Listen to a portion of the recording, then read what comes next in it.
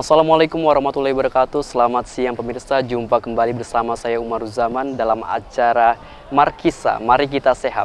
Beragam informasi seputar kesehatan sudah kami rangkum dan akan kami sajikan ke hadapan Anda pemirsa dimanapun Anda berada. Dan hari ini kita sudah kedatangan tamu yang cukup spesial dari Rumah Sakit Petukangan Jakarta Selatan. Hari ini akan mengangkat sebuah tema yang cukup menarik untuk kita bagi kepada pemirsa di rumah. Judulnya Rahasia Kesehatan di Balik Gerakan Sholat. Ini seperti apa kalau kita lihat dari sudut pandang secara umum khusus umat muslim ini? Sepertinya memang ada dampak positifnya seperti dok. Seperti apa dok? Silakan. Ya, jadi sebagaimana yang kita ketahui, sholat ini merupakan salah satu ibadah wajib bagi umat muslim. Yang dimana di samping dia merupakan ritual ibadah bagi kita, ternyata setiap pergerakan yang setiap orang muslim lakukan dalam sholat mengandung banyak ibrah dalam bidang kesehatannya gitu. Ada banyak gerakan-gerakan dalam sholat. Nah, kalau kita lihat ada beberapa gerakan inti. Yang pertama adalah gerakan takbiratul ihram. Nah, takbiratul ihram ini merupakan sebuah gerakan di mana kita mengangkat tangan kita sejajar dengan bahu kedua-duanya, kemudian kita melebarkannya ke arah luar. Nah, artinya akan terjadi pembukaan rongga dada gitu. Saat rongga dada kita membuka, artinya kita memberikan peluang yang besar bagi paru-paru kita untuk mengembang, juga jantung kita. Nah, ini akan membantu untuk memperlancar sistem pernafasan kita dan sistem peredaran darah kita secara umum. Di samping juga, gerakan kita ketika kita takbiratul ihram juga memberikan kesempatan bagi otot-otot dan tulang-tulang tangan kita bergerak secara simultan. Akhirnya arah saraf ke sana dan sistem peredaran darah pun juga lancar. Itu yang pertama untuk takbiratul ihram. Nah, setelah takbiratul ihram, kita punya gerakan kedua, itu berupa ruku. Ruku ini sejenis gerakan di mana kita memposisikan tubuh kita membentuk sudut 90 derajat dengan bumi gitu. Kaki kita diluruskan, kemudian pinggang kita ditekuk sampai 90 derajat. Otot-otot di kaki kita, di paha itu tertarik semuanya ke atas gitu. Sementara dari pinggang kita sampai kepala juga tertarik ke depannya gitu. Akhirnya otot-otot yang di sini yang mungkin kita kenal ada namanya hamstring dan yang lainnya yang berfungsi kuat di olahraga itu jadi kontraksinya bagus. Peredaran darah ke sana juga bagus. Nah, sementara ketika kita rukuk ini, tulang belakang kita juga mengalami stretching yang bagus gitu, sehingga aliran darahnya pun juga optimal. Itu yang kedua dari rukuk. Dari rukuk kita naik ke gerakan yang ketiga, ada iktidal. Iktidal dalam artian bangkit dari rukuk dengan posisi yang lurus kembali gitu. Gerakan seperti ini juga sering kita temukan dalam gerakan-gerakan olahraga. Salah satu contohnya adalah sit up dengan beragam manuvernya gitu.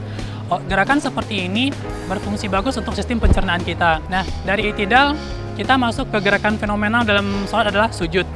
Saat sujud ini, kita memposisikan kepala kita jauh lebih rendah daripada organ tubuh yang lainnya, terutama jantung. Nah, pada kehidupan kita sehari-hari, ketika kita berjalan, kita duduk, dan kita beraktivitas, otak selalu berada di atas. Akibatnya, supaya darah dan oksigen ke otak tidak terlalu maksimal. Nah, ketika kita sholat, itu otak berada di bawah. Sehingga jantung saking puas-puasnya gitu memberikan darah yang banyak kepada otak gitu. Sehingga otak bisa leluasa menyerap darah yang banyak dan oksigennya pun bagus gitu. Sehingga ini membantu untuk memberikan kesegaran bagi kita, meningkatkan daya konsentrasi dan ingatan juga untuk kecerdasan. Ini untuk sujud. Yang berikutnya, gerakan setelah sujud, ada gerakan namanya duduk di antara dua sujud atau di akhir sholat duduk tahiyat akhir gitu. Pada dasarnya dia memiliki fungsi yang sama, makna yang sama. Salah satunya adalah dia membantu mengencangkan otot-otot kaki kita. Ada otot gastrocnemius atau betis kita dan juga otot hamstring kita. Di samping untuk otot, dia juga untuk darah dan sendi tentunya. Nah, yang paling penting adalah penelitian terakhir di Amerika Serikat itu membuktikan kalau ternyata gerakan duduk pas sholat ini memberikan pijitan yang lembut kepada organ-organ reproduksi dan saluran kemih kita. Nah, pada laki-laki ini organ penting kita prostat gitu. Ini dibantu pas saat duduk antara dua sujud untuk merelaksasinya. Untuk wanita, ini rahim. Ketika rahim dibantu untuk lebih dipijit secara lembut gitu. Nah, gerakan terakhir adalah gerakan salam. Ini gerakan sederhana sebenarnya, namun kita sering lakukan ketika kita warming up pas mau olahraga. Gerakan menoleh ke kiri dan menoleh ke kanan. Pada dasarnya dia mencoba menstabilkan dan merelaksasi sendi-sendi di leher kita, sehingga dia tidak kaku dan juga mencegah sumbatan dari pembuluh darah kita di bagian leher. Kurang lebih seperti itu beberapa ibroh dan makna kesehatan di balik gerakan-gerakan sholat yang kalau kita jabarkan sangat banyak sekali. Tapi pada saat ini kita coba ambil beberapa gerakan inti saja. Seperti itu. Nah pemirsa, itulah tadi tips-tips dari Dr. Ardiansa Rumah Sakit Petukangan Jakarta Selatan.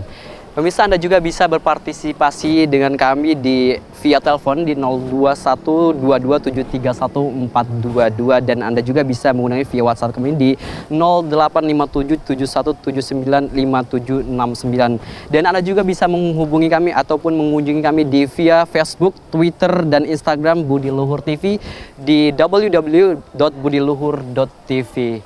Baik pemirsa, informasi tadi sekaligus menutup perjumpaan kita pada edisi hari ini. Saya Umar Zaman dan Dr. Ardiansa pamit undur diri. Wassalamualaikum warahmatullahi wabarakatuh.